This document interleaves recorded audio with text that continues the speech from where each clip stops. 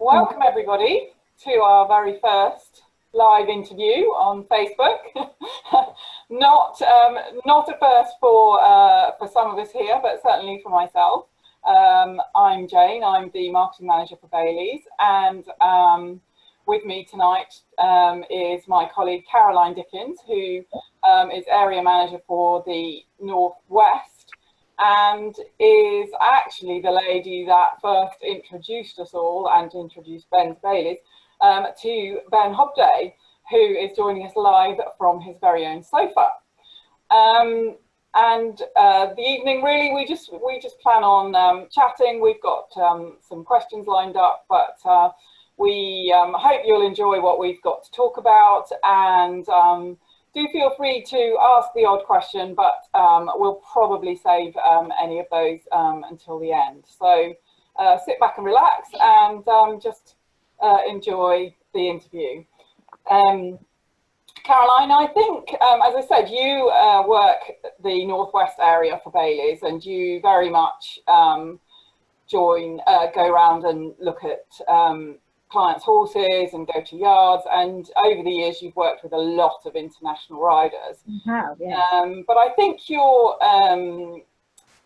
first got to know Ben way back in something like 2006, was it? Well, it was actually, you know, it's gone back so far now that I actually can't dutifully remember the dates exactly. We don't even have records of that still. It's that far away. But yes, you know, I do remember, particularly, I don't know why, but meeting Ben at horse trials more than anything else at that point. I think it was somebody that introduced us through camp up probably many years ago when I think about it. Do you think that's so, Ben? I'm not entirely sure.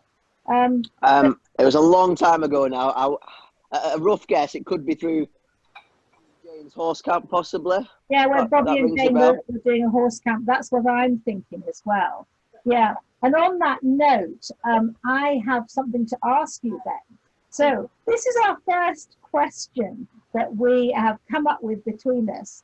And who said, back in 2006, if in doubt, legs out? Do you remember that? I don't know. I've got a different version of that, but it involves some words I can't use. Yeah, the other one on camera. Elbow. Who said elbow? That would be. You. You said this to a lady called Budge English, who I was speaking to the other day. You know Budge English? Yeah. She's not. Yeah, that it was one of two of these maxims that you gave to her at the very start of her sort of starting to come to camp and you teaching on camp. And she said to me, I like those quotes. She said, you were very young, but she enjoyed it and has never forgotten those bits of advice. So if in doubt, legs out, as in give it a good old welly, and elbow, which is energy, legs, and balance. So even you don't remember going that far, but she's always stick by your mantra. Do you have any mantras that you stick to now that are actually broadcastable? Broadcastable. Oh God, I'm not sure. I think the elbow one is engine line balance, though, and we still use that to this day. Yeah, maybe she's got that wrong then. Yes. Get those three components right, and you're good. If you don't, the rest of the word, elbow. So yeah, I got that off Lucinda Green. Helped me with that a long time ago. And there's things. I think there's things when you train with different people, me, other people, that you pick up. And I remember when I was, I don't know how long ago it was now, quite young. I trained with William Fox Pitt for a while, and he said it's very important to select different things of different people and create your own system. And that's what we've tried to do, and also try to encourage other people to do who are training their horses on camps like we're teaching there. So you take some, leave some, whatever suits you and your horse together, really, isn't it? Yeah, well, you've got to have the confidence to actually go out there and do it. And there's certain bits of the way other people train that I like, and there's bits I don't like, and we try and mould that so that I create my own style and my own techniques, so that you know, we can use it regularly and teach the horses to get from A to B. Yeah, very I important. think, Caroline, you said you actually first met probably Ben with his mum at an event where you were at an event, I think. Well, possibly it was Tetton Hall. Tetton Hall, that fantastic event Yes. in Cheshire. And my override, we were by the scoreboard in the tent, and I remember you were giving your mum down the banks because you wanted to leave and ride in the event. You wanted to work and ride as an eventer, and we wanted to ask you, what were you like at school, Ben? Well, the story you're talking about with having the conversation with my mother was never easy. They wanted me to stay at school. GCSEs went okay. The school I went to was a local school to us. And I remember telling Emma this when we did pony trials. A lot of the kids turned around and said to me, "What school did you go to?" And I didn't quite get the hint, but they mentioned a lot of private posh schools, and I went to a real basic school. So I didn't quite know what they're on about, but you know, I got by. I worked quite hard. A little bit cheeky in some classes, but it just wasn't for me. It wasn't the way I liked to learn. And after doing 1 year of A levels and not really enjoying it, my dad's a builder. They kind of, when they realised that I wasn't going to carry on with the A levels, they said you need to do an apprenticeship. So I started a plumbing apprenticeship, which again I didn't mind. And in hindsight, I should have probably stuck at because I'd be a lot richer today. But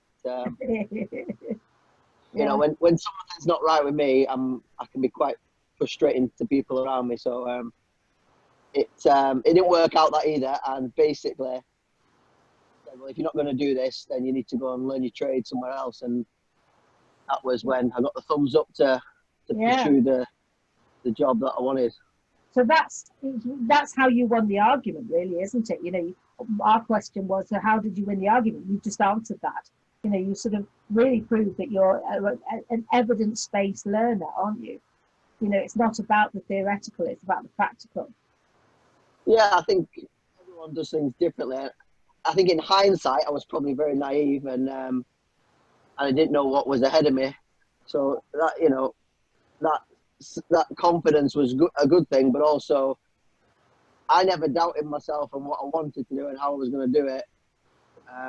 Again, like I say, in hindsight, it was probably quite risky, but I would recommend to anyone out there to, you know, get your education done, do it properly, because this job is very, very hard. Never mind the difficulty of achieving what you want to achieve as an athlete, but actually as a businesswoman or a businessman, you've got to make it work, otherwise it's near on impossible. So it's good to have a good backbone behind you with either an apprenticeship degree or something that you can fall back on to earn the pennies. I think one of the things I do quite a lot of teaching in colleges and quite a lot of Zoom type things now. Oh, can you hear the Hoover going on downstairs? That's my husband. It's not good, is it? And one of the things that they're really keen is that a lot of young people don't like to study or don't come in with English and maths. But, you know, when we're writing to people in business or you're writing to people in business, that can be, you know, what you write is you putting your persona forward, and how you express yourself on paper can be really influential to the people around you. So it is really important, isn't it? You know, when you're 17, you think you know the world, but actually, you know, if you're very lucky, you've got a lot of life ahead of you, and there is time to do those things, isn't there? We're speaking from experience, all three of us, really, aren't we? Yes. Yeah, and on the other foot as well, like if you are adamant that this is the life for you, like I was, then, you know, go out and get it. I think we get a lot of messages through our systems, you know, for people wanting to come work with us or advice. And what I would say is, if you want to go and do it, you've got to go and work really hard and prepare to go to hell and back, because, you know, it's only the strong that keep going and make it. And anyone can make it, in my opinion. To me, talent is made, it's not born. And if you work hard enough, anyone can do it. But I think a lot of people nowadays want a lot for nothing. And you've got, in order to be able to do that, you've got to create value. So you've got to go out there and work hard, whether it's as an athlete, as a rider, or to get to that stage, or whether it's working with your sponsors, you know, like Bailey's came about because we liked the feed. You educated me on the feed, and we saw the results in the horse's performance. Why it's worked as a partnership between both of us is because you benefit me, and hopefully I benefit you. And I think there's a lot of people out there, again, going back to the business side of it, who need to learn that in order to move forward, you've got to be able to surround yourself with a good, strong team. And in order to do that, you've got to be able to offer them something in return. That is so true. That is so true. It isn't England expect, is it?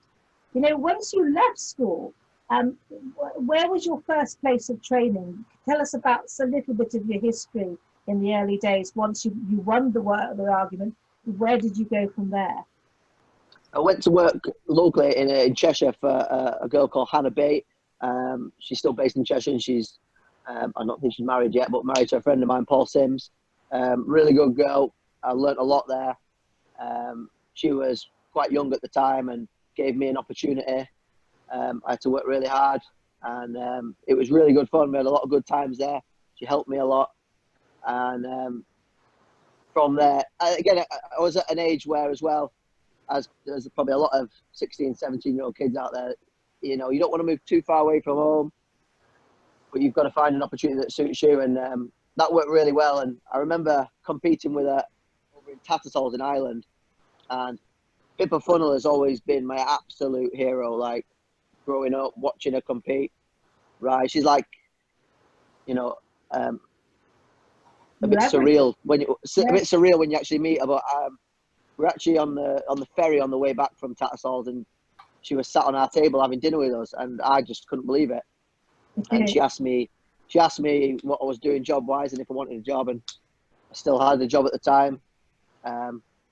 It didn't quite work out then, and anyway, maybe a month later, I was at a competition down south for the junior European trials, and I saw her again there, and she asked me again, and I bit her hand off this time, and you know, it was the best opportunity I ever had, and it really educated me in the art of training young horses, and you know, with the success of the Billy Stud.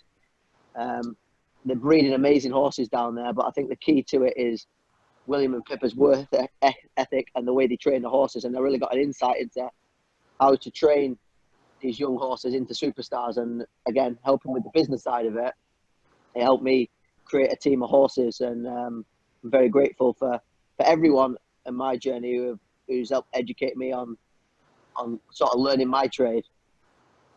So did you go to Williams from there then, or because you said I went down. I remember, I can't remember what month it was, but I spoke to Pippa at the event, and she said, yeah, William would ring you, because at the time William's operation was bigger, so it was going to ride for William. Actually, they have run two separate yards but at the same facility, and I got a phone call off William. And I've always done a lot of show jumping and enjoyed my show jumping, so it was quite a good step for me. And William's a really nice bloke, but naturally I was a little bit scared of him, and in a respectful way. And you know, watching him ride every day, you really learnt a lot, and you sort of just pick up things from him and the way he is around the horses. And if someone was struggling while I was there was me, a girl called Louise Parvett, a gold medalist, Matt Crippen, and you know, so everyone who was riding there at the time had achieved quite a lot. So you felt like every time you stepped out and rode a horse, you had to up your game, and it sort of really instilled in you to try and better yourself. We've lost you there. Sorry, someone's trying to call me. Yeah. I remember walking out the gates. We were training. I had one of my horses there, Upton 2, one of my first horses. And Pippa, as I went to leave, said to me, she said, all this training isn't for free, you know. We expect good results. And she didn't mean it in a difficult way, a tricky way. She was trying to get me to like be my, you know, feed my competitive edge. And we went to Weston Park for the under-21 championship. Very, very focused. You know, all the work had been done, and we actually won the 2-star it was then at Western and became under 21 champions. And I remember driving back. It was really late, but buzzing. And the next day, I got a kind of a nod off William, thumbs up off Pippa, and it went back to work. And it was like, it wasn't too much of a pat on the back or well done or anything like that. No parties, but it was like, now you've earned your place. Now you're allowed to ride here. That's what it felt like, and it's a real exciting feeling to be a part of a yard like that. And you know, Tom McEwen's been at Pippa's, Danny Evans, a lot of top young riders have been through the hands of Pippa and William, and I'm just grateful that I got the opportunity to do that as well. Fantastic opportunity. So when I first came on a more regular basis to see you, you were based at your parents' yard, I seem to remember. And we started to work together more to sort of get the diets right in a more balanced fashion. So which horse was your first successful ride? That was the one you won with, isn't it? Yeah, a horse called Upton too. Yeah. We actually bought him out the local paper, Farmer's Guardian. At the time when we bought him, I was riding quite difficult ponies, ponies that either had stops in them or didn't want to go on the bit, didn't like dressage. And I remember trying him. Me and my mum went to see him, and he wasn't a lot of money for what we probably used to now. And he went on the bit, so that was like massive bonus. And I took him cross country schooling, and he just basically ran off with me, hit every single fence, but he just went in a straight line, flat out gallop, and went on the bit. So I was buzzing. He failed the vetting. Good. Yeah. Had a bad back, and we still bought him. He was the horse that really gave me the confidence to feel like I could do the job, and that horse took me around my first intermediate. Took me around my first advance. He won at advanced level. He won the under-21 championship at Western. Was placed at Bramham 3-star, now 4-star, pretty much every year he went. And he won the Pro-Am pairs and at Bramham with William Fox Pitt.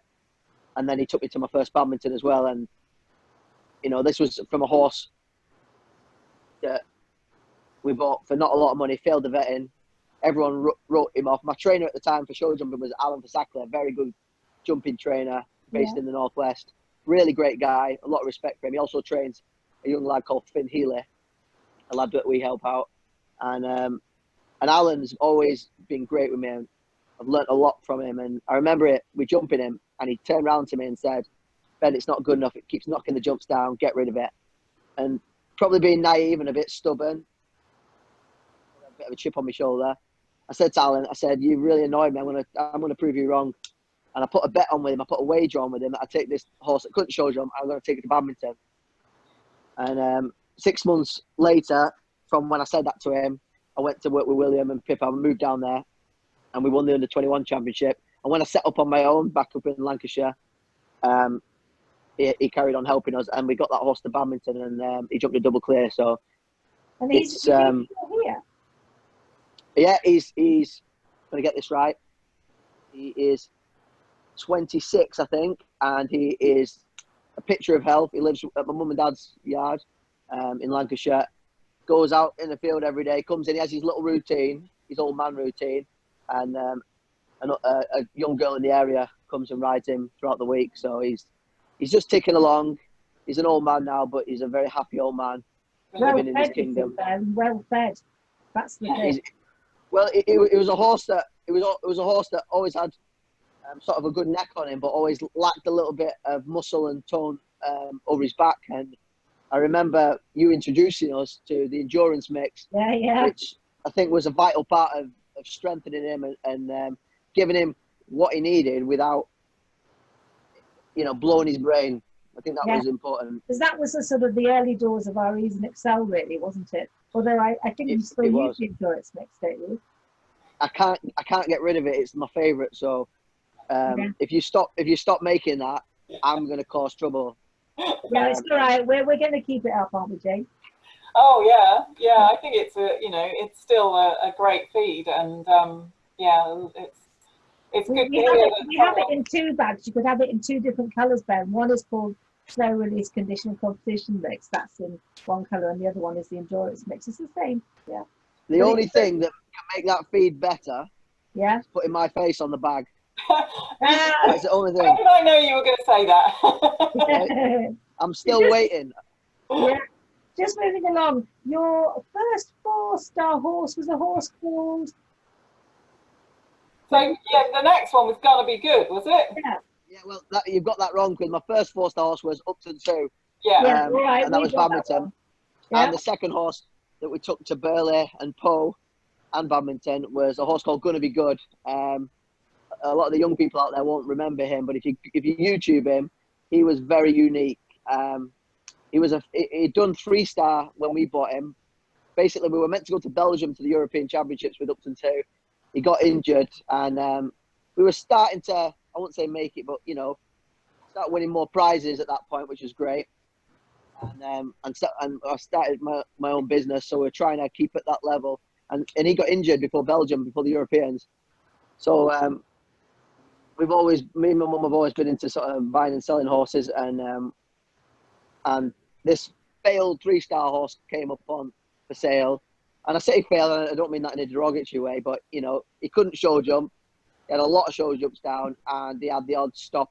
I don't think he'd ever jump clear round one of those big you were tracks. not too impressed by his show jumping, were you? But to be fair to him, and to be fair to the girl who produced him, she did a good job because it was his technique that let him down. But Yeah. Fletcher, his name was, and I hold him very dear to my heart because although what he lacked in technique and ability, he made up for in courage and bravery and his will to want to do and please. And I remember we started with him. I did a few events. First event, he blew up in the dressage with his tongue out. And then we got to grips with that. Can't remember how many jumps we had down, but we may have had a few. And then, anyway, I took him to an event. I think it was Milton Keynes, somewhere down south. And I had a rotational fall. And this was about a month before Bramham, which I was aiming for with him. And I remember thinking, it scared me quite a bit because I thought I'd gone through, whenever I make a mistake, I go through it in my brain over and over again to see why it happened, what I could change. Do I need to change the power, the tempo, the rhythm? Did I come too quick? Did he not see it? And I went through it and through it and through it in my brain, and I didn't make a mistake. Why did that happen? And I went back to the drawing board, and because it did shake me up a little bit. And at home, we'd done some exercises, working over small jumps, and I figured out that because his technique wasn't very good in front, if I stood him off the fence and gave him a half a foot more space, he got his feet out the way, and he managed to jump, where any normal horse, a half a foot closer, was absolutely fine. Anyway, he went to Bramham that year, and off the top of my head, I think he came about 5th or 6th, and went really well. I felt like we clicked. And then the best thing about that horse was play around ever at an international event. And I remember taking him to Burley Horse Trials. And I've told this story before at some of the demos, but it gives me goosebumps when I think about him because he was there to give me experience, really. We took him to Burley and we had an amazing cross-country round. And I think there was only... it caused a lot of problems that year. I can't remember the statistics, but he went really well. And I remember that too, don't you, Jay? Yeah. I was quite young at the time, and after the cross-country, I said to my mum, who owned him with me, I said, Mum, look, tomorrow is going to be an absolute nightmare. He's never jumped clear. He'll be knackered. He'll probably have every single jump down. I'm going out to party with my friends and celebrate what a fantastic day we've had. And I don't recommend this now, by the way. I've grown up since then. But I had a great night. Trotted him up, sounded as a pound, lovely. Everyone was getting a bit nervous like you do in the warm-up arena. And I was dead relaxed, thinking, well, the only way is down from here, so I might as well smile while I'm doing it. Mm. And he had every single fence down in the collection ring. Every single fence. I must have jumped, a dozen fences. Yeah. And I was sighed of relief, got in the arena. And actually, I have to check, I think this video is on my YouTube channel. And I jumped the first and he jumped it clear. Jumped the second, jumped the third. I'm thinking, friggin' hell, what's going on here then? And he kept jumping in his own unique way. And I came to the last line jumped it. And the last fence, I think it was that year. I jumped it, and the camera of BBC zooms into my face, and all you see, I don't know if you can see my face now, Wes. I'll not say that out loud, but I was shocked. And he jumped double clear. And that year, I think there was only 3 double clears out the whole show, and only 2 of them were British, and only 1 of them was male, and that was me on the horse that had never jumped the clear round. It's brilliant. It was a brilliant moment then. But do you remember leading up to that what I used to say to you about Fletcher? What was my mantra to you in those days? Can you remember? I'm going to get this wrong, so you might as well just tell me. Yeah, I used to say, feed it harder. Feed him harder. But in the end, we had you. He was a big horse, bit like Molly, but not in the same way. But he was still a big framed horse. It was tall, but it was thoroughbred. Yeah, it wasn't as heavy as Murray. He was quite blood, but very tall. He was, but we ended up on 6 scoops of endurance mix in it a day. I thought you were crazy. Yeah, you thought I was crazy. In fact, I said here on my memory notes that actually one of the things in the end, as I remember, you did this after a bit of verbal tussle between us. Yes, we enjoyed that, didn't we? Yeah. I'm a man who says what I think, and at the time I thought you were crazy, but yeah. to your credit, it worked. And I was more concerned about the horses dressage after so much feed, Yeah. but we were working him hard. He was working his muscles. He was working his muscles really hard to prepare for such a big event. And actually, again, in hindsight, the balance of the endurance mix, I think, kept him level enough for the dressage. But on the third and probably one of the most important days after the cross country, he still had the gas in the tank. Absolutely. To perform to his best. Endure with an endurance mix. And continuing on that theme, what did you feel then when you came to Rory? Did we put the same action plan together? Yeah, well, a very different horse, and I think as time went on with him, he was, to say he was such a big lad, a chunky lad, he was very hot for the dressage, and I was obviously again very nervous of overfeeding, in my opinion. Again, you were right, because... But not my opinion. Not your opinion. Again, I didn't want him to go... I wanted to slim him down as well. Yes. In them early days, I was more... Did I let you feed it less, but that's not the answer, is it? No. As we increased his workload, we increased his feed, and that balance worked quite well, and he still tucked up, he still got fit. Yeah. But the main thing is he had the condition. Because nobody had seen a horse like him before, Go Ben. You were opening a world up. I remember people saying, "Oh, he'll never do it. He'll never get that going." And we fed him not only the 6 scoops in him, we even had him on Outshine, our high oil supplement. Yeah. And that's one of my favorite bags of Baileys is the Outshine. I think it gives the horse great condition. I think they look well, and it makes them feel better. I think it gives them that little bit of sparkle. Yeah, it really does. But I can remember when we saw you going through, I think it would have been Burley, wouldn't it? And you were going through the arches out of the stables to whichever part you were going to. And the picture on that cob and his coat on the cob, you talk about goosebumps. The pleasure was just unbelievable. I've got goosebumps thinking about it. It was so good. We kept him in the brochure as one of the big pictures at the back for years, didn't we? Yeah. Yeah.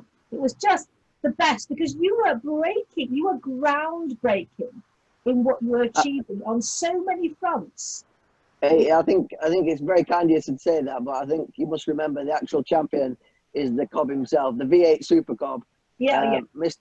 Murray has been very special from day one when he started with his owner Sally and daughter Binny. He's always had that sparkle, that wow factor in my eyes, and we've always believed in him from day one. But when you put in an athlete, probably designed to be a shot putter, a rugby player, yeah, or a wrestler, or I don't want to be and then making him do ballet, making him do long distance running, making him do the high jump, you know, in his brain, is an athlete in his body, but probably his body's probably designed for the wrong job. And we had to condition him so that he could take the pressure and the pain of the endurance of 3-day eventing. And I believe we balanced that nicely, because he was always going to struggle in the course. And, you know, me and Sally always thought if that happened, we'd always back off and think of him first. And thanks to feeding him right and being educated right, we were able to give him that extra fuel that he really needed towards the end of the course, to give him, you know, which, you know, it ultimately helped in the double clears that he's had at Badminton, Burley, Blenheim, Bramham, all, you know, some of the biggest events in the world. And, you know, the Super Cobb has jumped double clear around him, which I'm very proud of. Yeah, that's what I mean. It's groundbreaking. And I know it's part of him, but it's also your belief in him. And you were talking, Jane, about the wizard, weren't you? You know, how I mean, it's Wizard is a similar stamp, isn't he? He's a lot more blood. His feet, you won't believe this, his feet are actually bigger than Mulray's. But he's a lot taller than Mulray. He's a good 16'3", maybe 17 hands. Yeah. A lot bigger stride, not quite as careful as Mulray, but a much bigger step, and potentially more scope. Mulray was very scopey, but very careful with it, which I really like.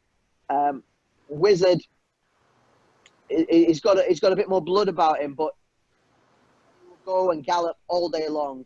The thing with Wizard, what we find difficult is he's a very strong horse, and when he hits that pain barrier, he carries on galloping, but the brakes don't work, and it's very much trying to steer, you know, a horse that's ploughing a field. He wants to plough through the deepest of mud and keep going, because he's very strong-minded, which is great, and they need that strength to continue it when they're tired, and he's got that. But, you know, we're trying to reduce his time faults, and they are slowly going down and down. And it's not the speed, it's not the endurance with this horse that's banged on with him.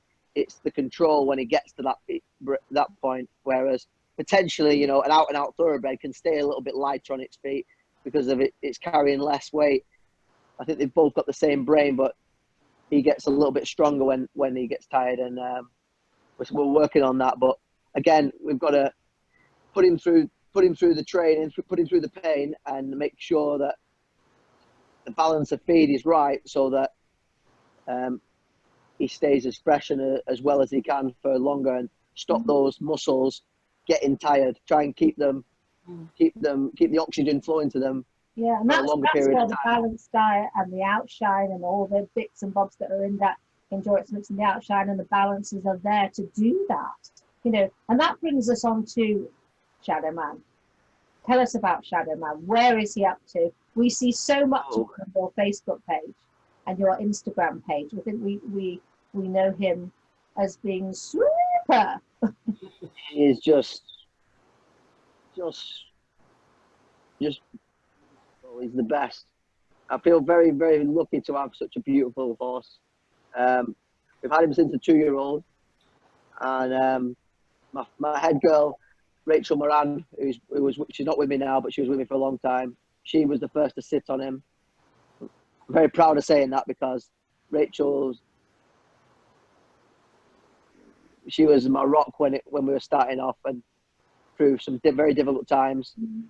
And she has ridden, she does ride, but she gave up riding, and never really got on a horse when we were in the height of training most of ours. And she decided one day she wanted to sit on him and break him in, and I said okay. And he's been a dream from day one.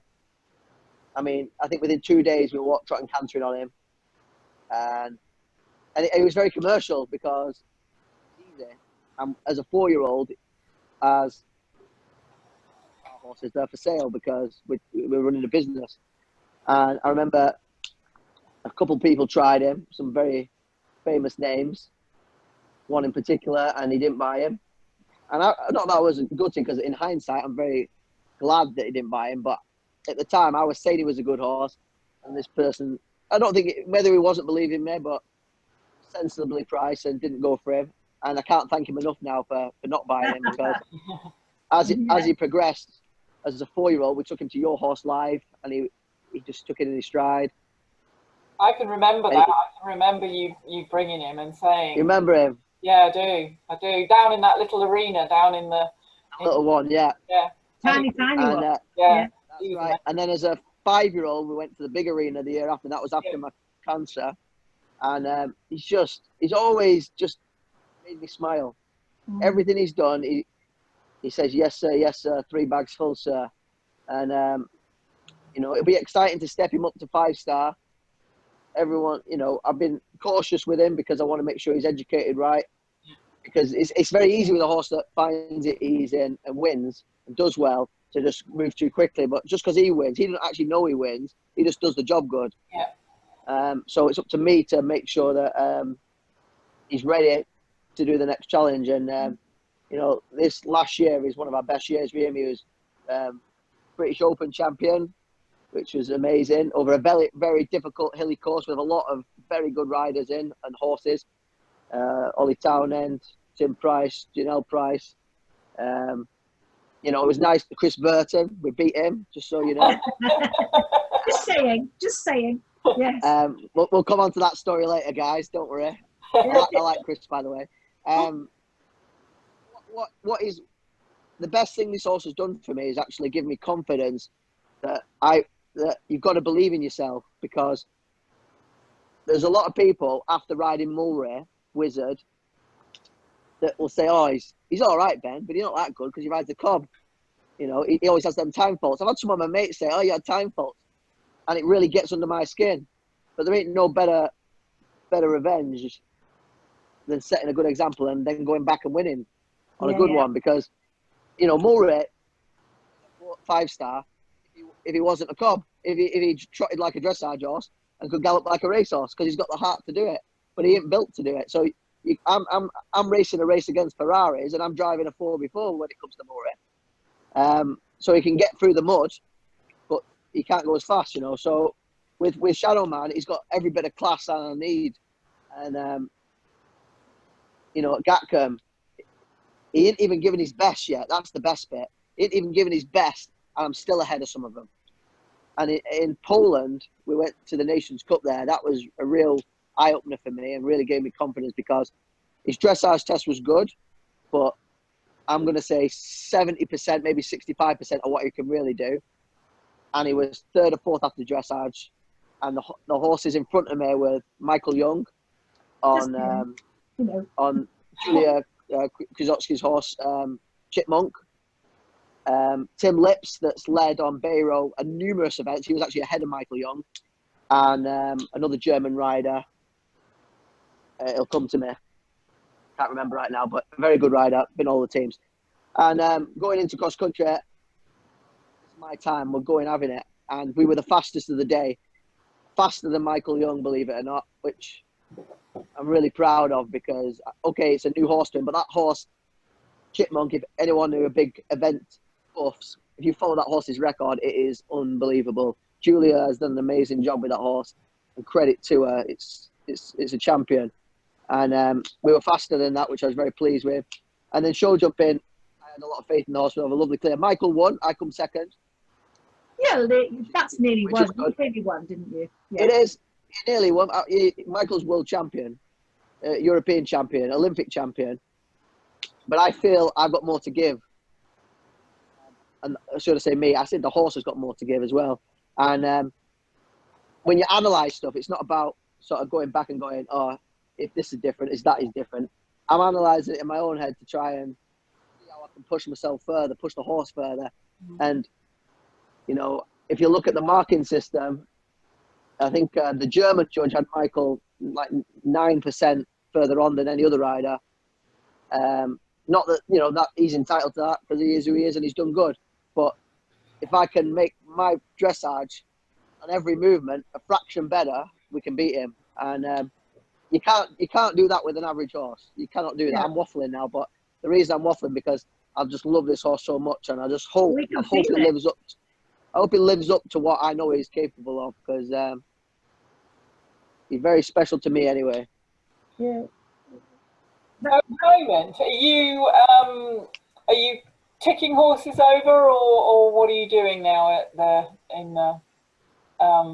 this sort of funny Hobday Island. Yeah, all our horses are in full work.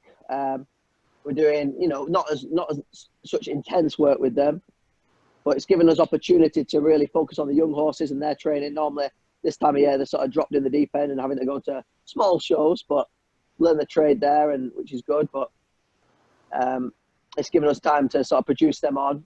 The more experienced horses are doing a lot of road work, a lot of dressage work, and tidying up on things.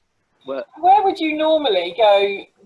I'm guessing you're not doing fast work, really. I mean, would you normally have to go off site to do fast work, or can you do that at home? Or it's vary. We're not doing fast work at the moment because the horses are fit and they're probably ready to start fast work, but the ground's very hard, and the most important thing is we've got nothing to aim for, and we've got to look after these horses' legs. And if the lockdown finishes, I've got a plan in place ready to start that, and we'll be ready for whatever is in front of us. But we're trying to build a training facility at ours, what future years to come is perfect for producing horses from foals right up to 5-star. And in order to do that, you've got to work hard. You've got to sell horses, do whatever you need to do to try and either rent that facility or make that facility. And we've got a lovely arena that helps us. We're starting on a cross-country course, which you might have seen on Instagram.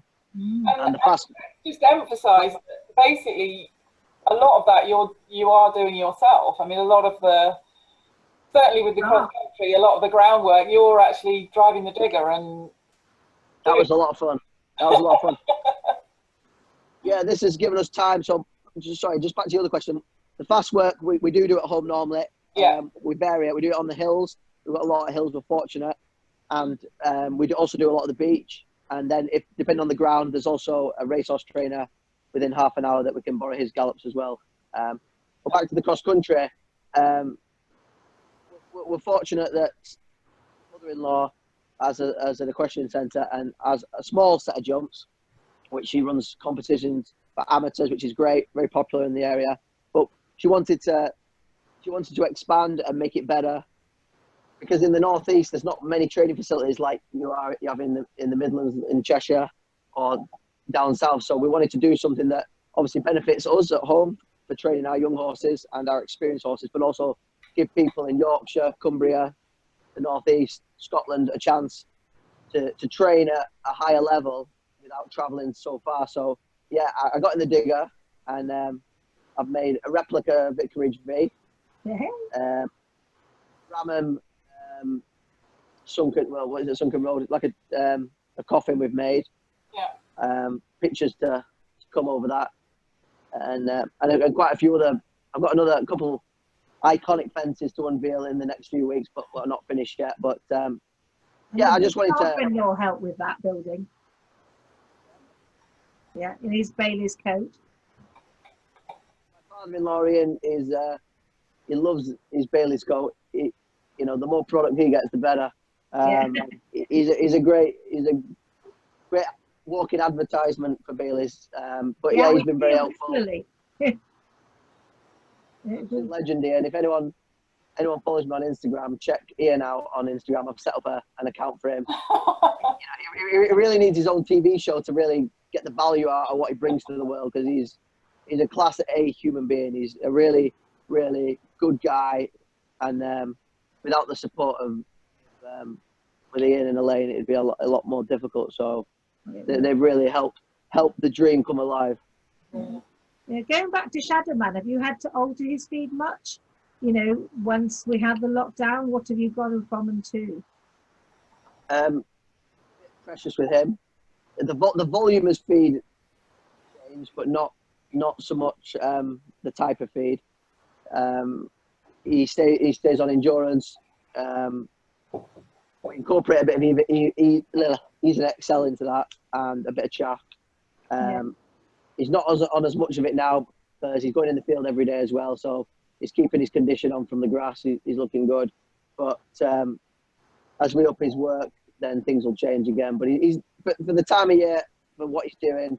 He's in good condition. We're working on a lot of gymnastic work and a lot of conditioning work, but at a slower pace. Just so a lot of trotting up hills. They've never looked poor. You know, we're always very delighted to see the branding on your horses because we're proud to be associated with you, and hopefully it works both ways. They always look tip-top-to-boo.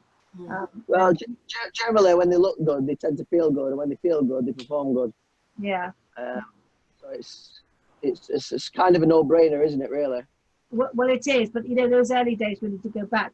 We just had Mental Health Week, if you remember, and Bailey's were a real supporter of initiatives to help riders, grooms, other equestrians through tough times.